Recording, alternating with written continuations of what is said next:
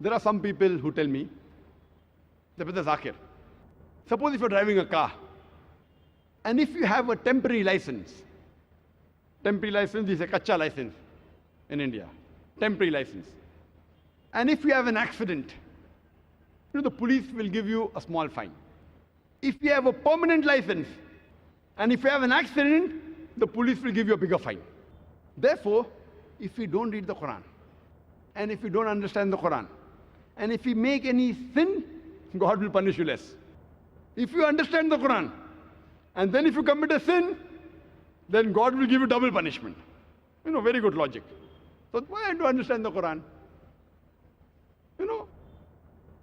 Behave like a person who have a temporary license and enjoy life. Less punishment. I told this brother, for sake of argument, I agree with you, that a person who has a temporary license, a person who has a kacha license, if he has an accident, maybe the police will fine him with 1,000 rupees or $1,000.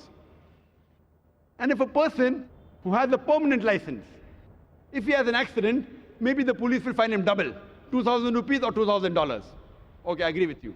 But the point to be noted is that if a person who has a permanent license, in 1 year the chances he'll have an accident is maybe 1.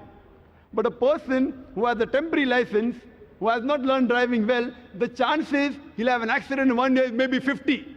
So at the end of the year, the person who has permanent license pays a fine of 1,000 rupees or $1,000. And a person who has a temporary license, he pays a fine of $50,000. A person who has a temporary license pays $1,000. A person who has a permanent license pays $2,000. So if he has an accident once a year, at the end of the year, he pays a fine of $2,000.